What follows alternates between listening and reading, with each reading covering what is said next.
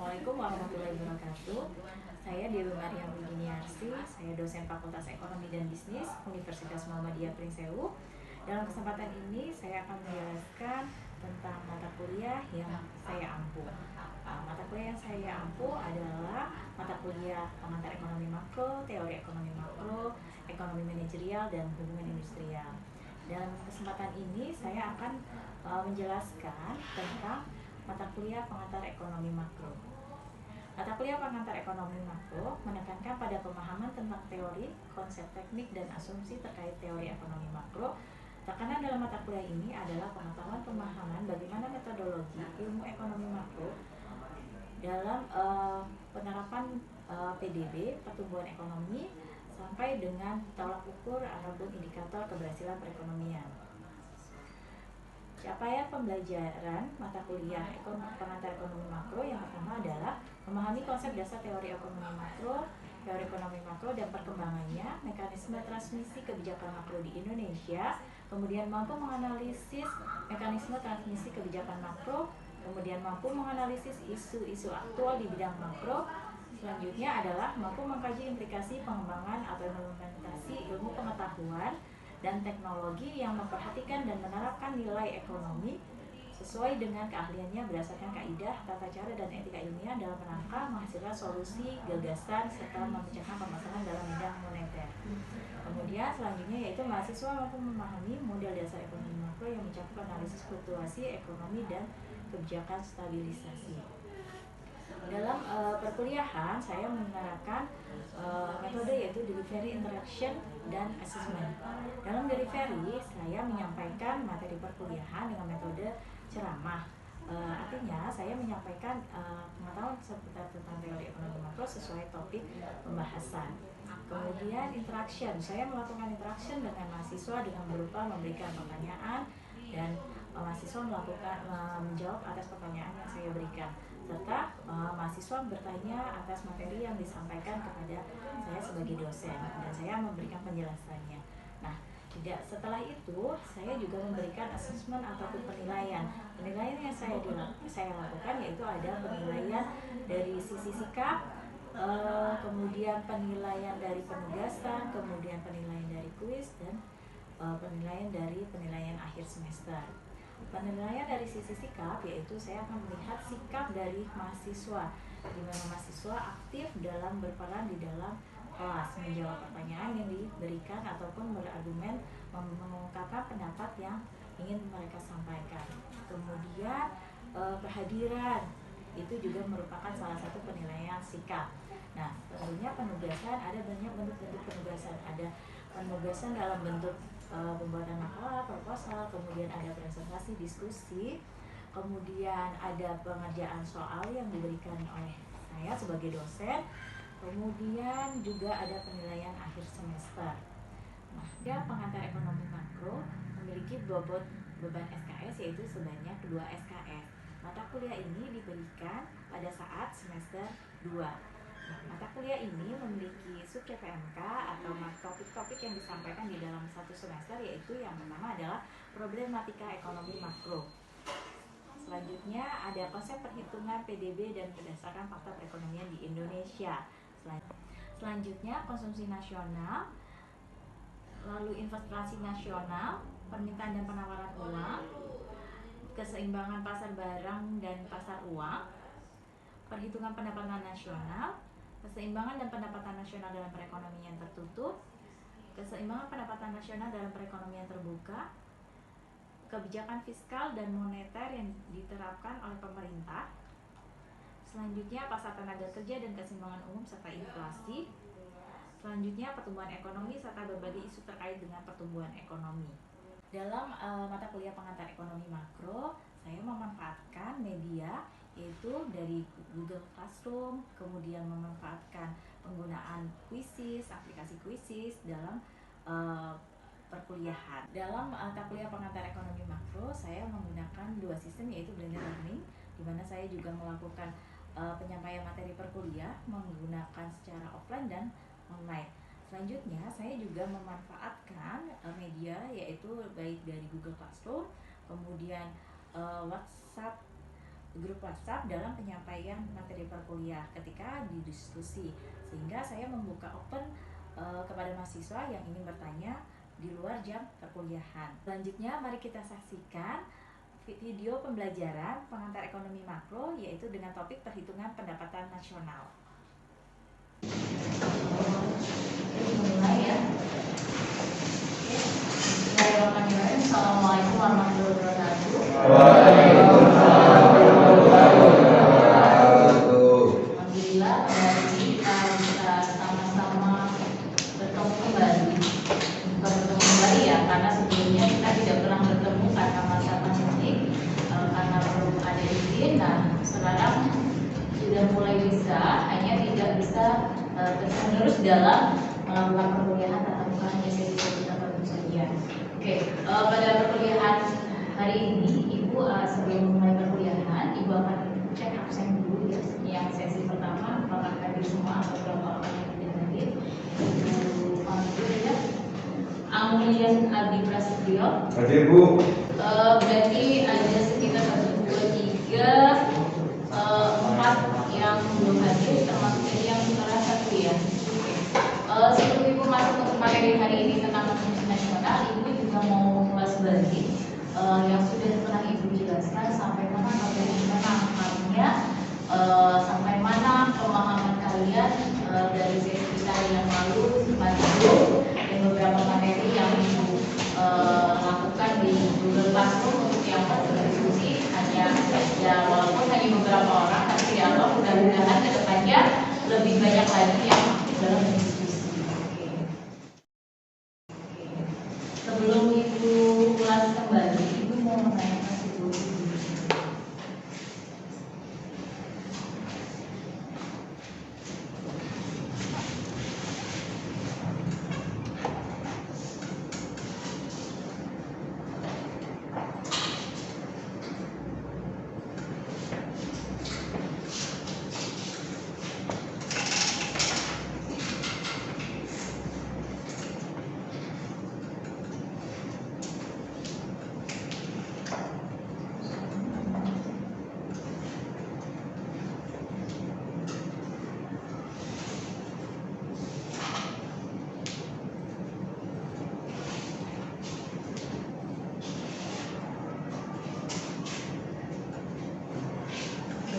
Ini ada video, ada yang pegang kepala, apakah dia pusing?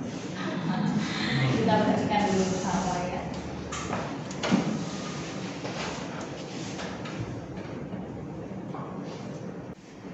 Oke, siapa yang bisa coba ungkapkan secara lengkap dari video tersebut ada berapa problematika ekonomi?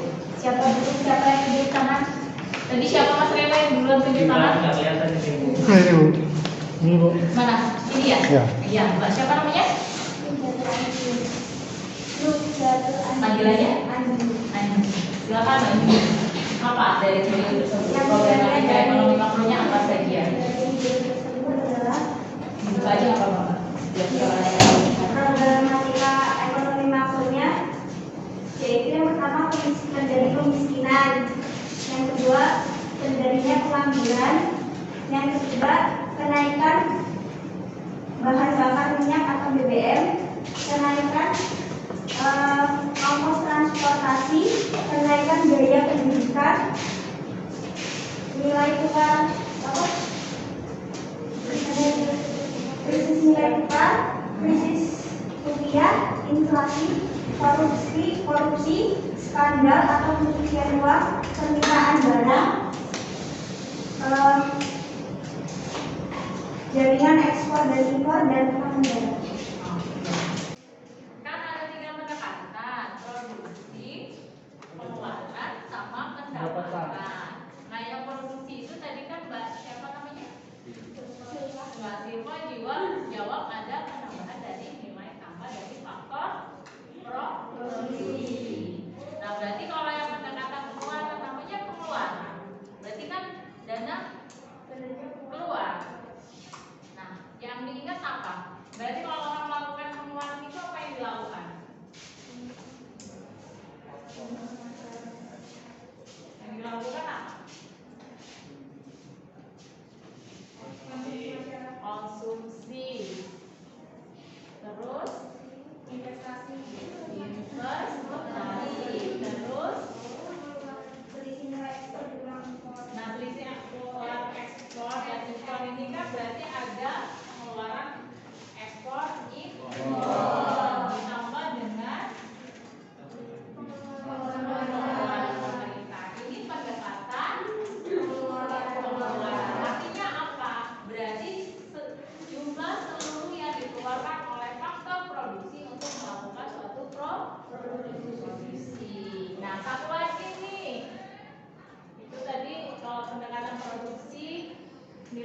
pelan-pelan ya.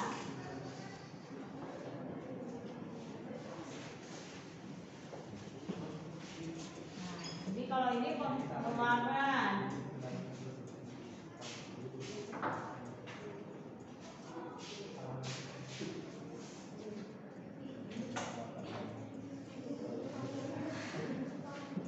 Nah, terus ada pendapatan.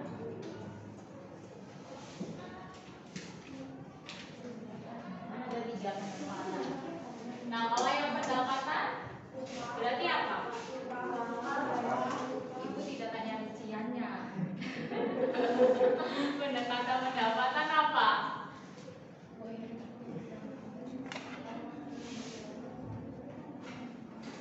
Ini kan pendekatan produksi.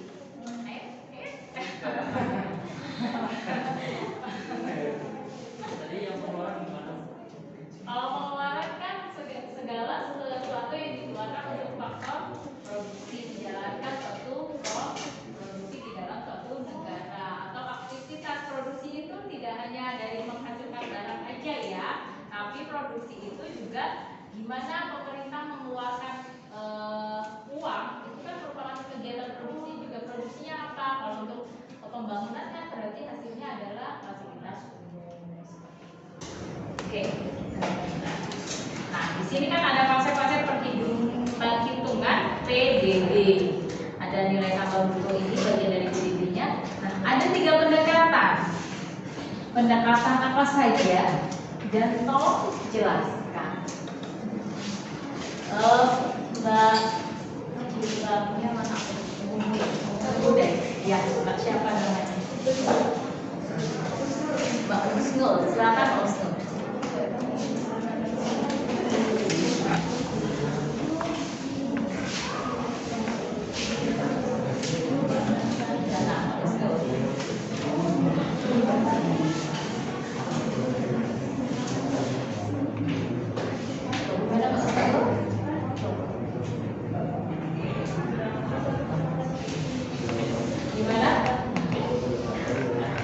Jangan hidup loh. Kalau di kelas itu jangan upayakan tidak hidup ya. Upayakan jawab walaupun salah nggak apa-apa. Salah nggak dimarahin. Ya. Jadi jangan pernah takut gitu. Jangan seperti itu ya. Justru ketika dicoba untuk ditanya itu cobalah mengungkapkan pendapat. Kalau salah nggak apa-apa. Coba Mas. Oke, hitung mundur ya. 1, 2, 3, 4. Tapi nggak ada yang nggak paham sama puisi kan? Bisa membuka kan? Oke. 1, 2, 3, 4, 5.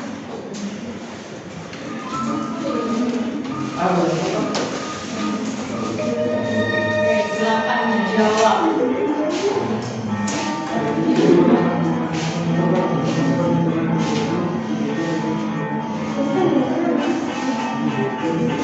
Kalau minggu lalu menyimak, pasti saat ini bisa jawab dengan tepat.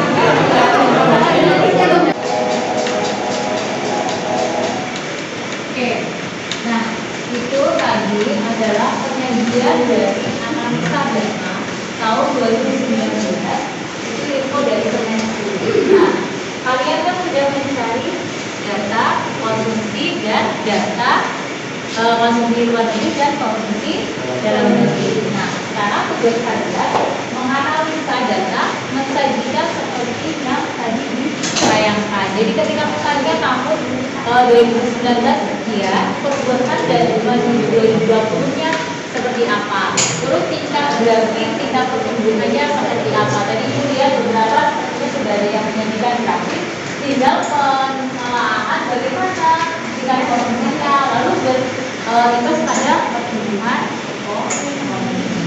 Oke, sebagai contoh misalnya ada kelompok siapa ini yang mau mensajikan dulu? Mau? Oke. Maju ke depan, Mas. Maju ke depan sambil bawa datanya.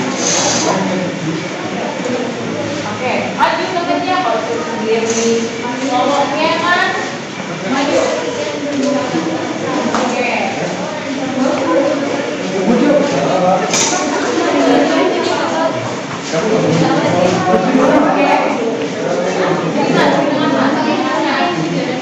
Oke, perhatikan ini ada temannya kelompok pertama, dia mau mencoba menjelaskan, menguraikan apa yang sudah mereka cari. Gak apa-apa, alhamdulillah nggak masalah. Kita masih sama-sama belajar. Sekarang silakan, Mas, diungkapkan penjelasan dari ini yang apa. Tapi data konsumsinya. Oke, silakan. Ini kelompok kami mengambil dari data APBN tahun 2019 dan 2020. Dari 2019. Coba Ibu pengen tahu pemahaman secara keseluruhan. Ibu minta ada 3 orang menjelaskan di depan, menguatkan untuk pemahaman materi kita dari PDB ini. Apa yang dipahami? Ada yang mau 3 orang? Dari awal dari mulai perkuliahan saya. Berarti yang tadi yang satu menjelaskan juga dijelaskan lagi Ibu. Iya, berarti sejauh mana sih daya tangkap kalian, pemahaman kalian dari apa yang Ibu sudah jelaskan? Oke, ada yang mau?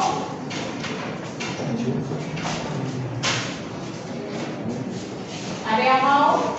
Ibu pengen tahu kalau mancing poin, ada yang mau? Jangan kalau ada poin aja maunya.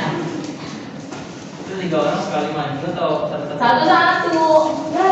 Ya udah majunya 3-3 tapi jawabnya satu-satu.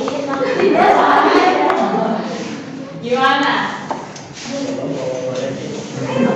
Oke, Mas Iwani sini. Maju dulu. Cari 2 lagi nih. Aslinya ada di sini kan? Oh, di kelas yang nanti jadi berikutnya. Oke. Mbak Cis, mau nggak? Kinan, mau nggak Mbak? Mau nggak? Mas Aziz deh, udah dapat poin kan tadi, Mas Aziz. Nanti poinnya nggak jadi lah kalau nggak mau lagi. Nah itu ngancam ya katanya, nggak ngancam sih, cuma nggak ada maksa. Silakan Mas Aziz, maju. Sama Mbak, sama diri. Oke, silakan. Gantian ibu yang mau duduk. Gantian ibu yang mau duduk. Selamat ya. Oke. Jangan silakan.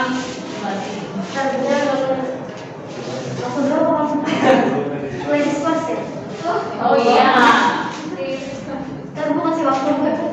Jangan lama. Bagi waktunya. Dari yang ini kan materi awalnya aja bukan dari yang video tadi. Iya. Tenang aja. Kalau salah nggak apa-apa ya, Bu? Iya tadi. Iya. Enggak salah tadi disuruh nyanyi. Ya Allah. Ya, assalamualaikum warahmatullahi wabarakatuh. Ya, sebelumnya izin perkenalkan diri, perkenalkan nama saya Siswa, izin menjawab atau menjelaskan materi itu tadi.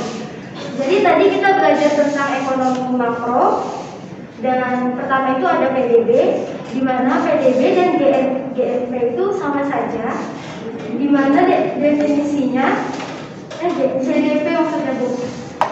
PDB itu adalah nilai tambah jasa barang yang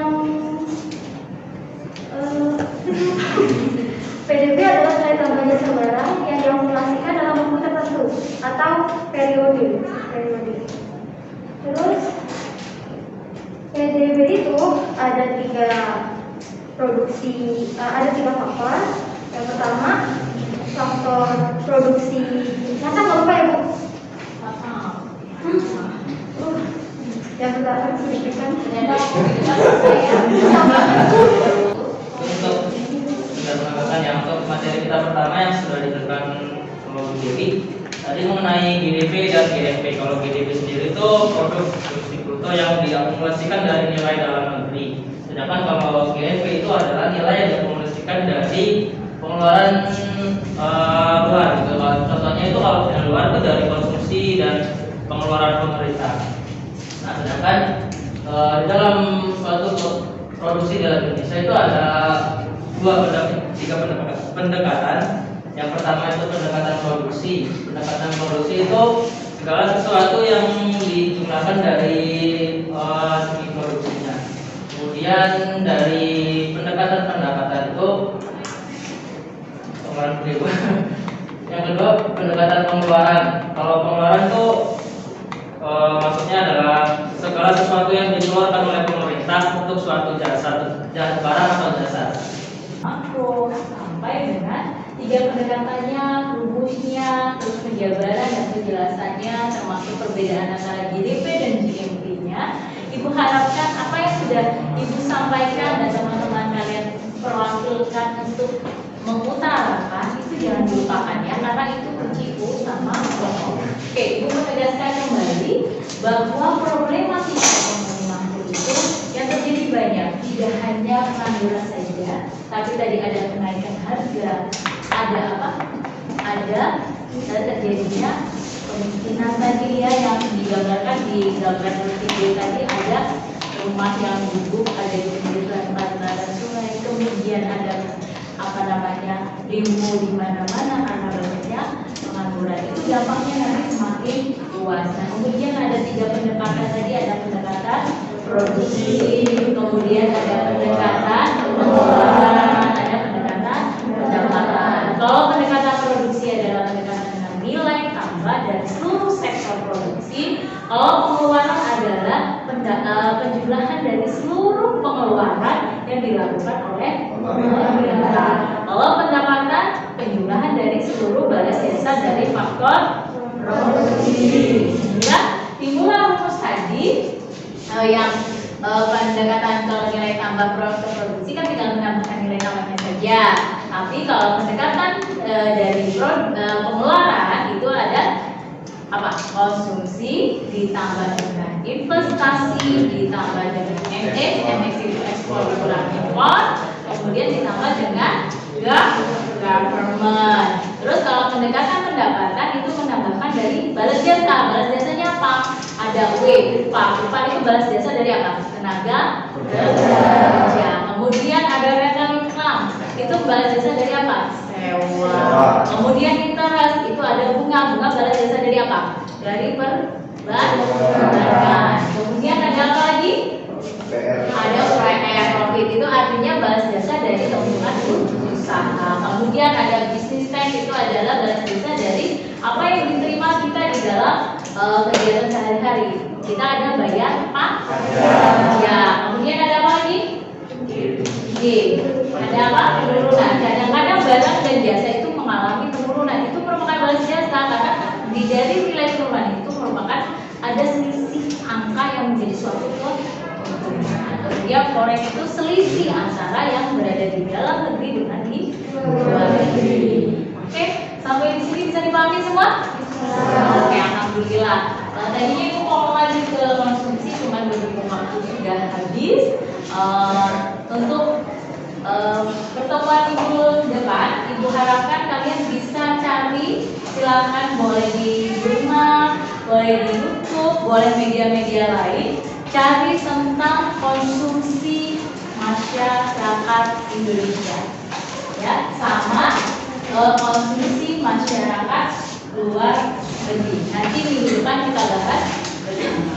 Oke, terima kasih buat Mas Givani, Aziz, sama Silva. Kita kasih aplaus buat mereka bertiga ya.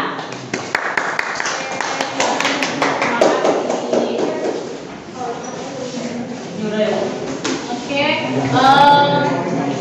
kita sudah berada di penghujung acara. Kita siap-siap kembali ke tempat masing-masing.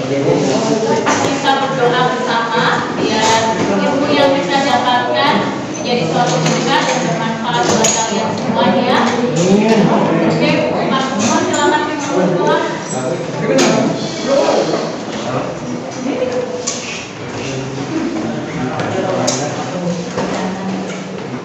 Mengakhiri perkuliahan kita hari ini, silakan berdoa dalam hati. Doa dimulai.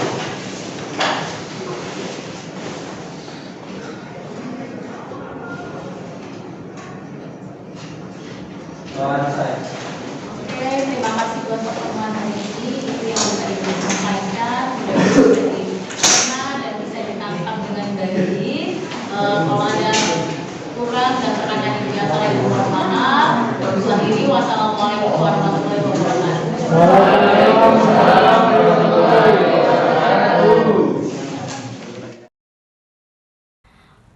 Oke, demikianlah pemaparan mata kuliah yang saya sampaikan di pengantar ekonomi makro.